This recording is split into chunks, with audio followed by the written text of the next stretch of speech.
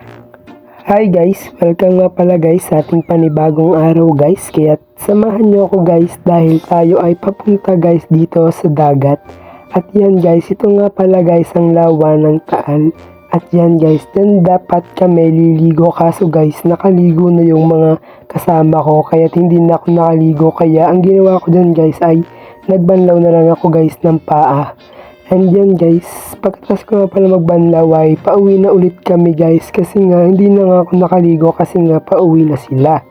Kaya yan guys, yun na lang nga ang pinagagawa dyan guys. Naglakad-lakad na lang kami pabalik sa aming paroroonan. Kaya guys, ano pang hinihintay nyo, huwag nyo kalilimutang i-follow na rin ako guys. Kaya yan guys, tuloy lang ang lakad hanggang sa makarating sa destination. At yan guys, nakarating na nga po pala ako dyan sa destination. At nakaupo na nga po pala ako dyan sa Gedli ba? Nakatambay dyan yan guys. So, tingnan nyo naman kung gaano kaganda pinagtatambayan ko dyan guys.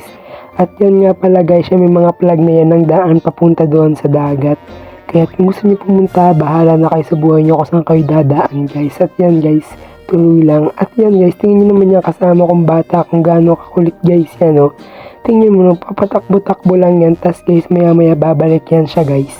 Kaya yan guys, yan o, nagpapaliwanag pa siya dyan guys. So, kaya sinasabi niya guys, kung meron kayong mga pinsan guys na kasama ay pabayaan nyo na lang kasi nga talagang malilikot ang mga bata yan guys. Yan yung guys, pabalik na naman siya guys. So, tingnan nyo naman yan o, takbo pa yan siya guys. As pag nadapa, iyak, malala. Tapos yan guys, so, papunta na yan dito guys, yan o. Tingnan mo naman yan guys, so, kung gaano kaganda yung pinsan kong yan guys. So, tingnan mo, oh, pagod na daw siya guys.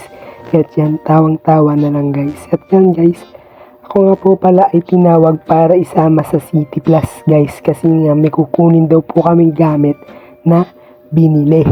Kaya yan guys, lakad lang.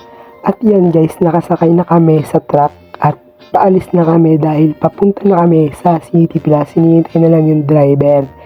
Yan guys, nang nakasakay yung driver ay paalis na nga kami. Nakikita nyo naman guys yan o, paalis na guys o.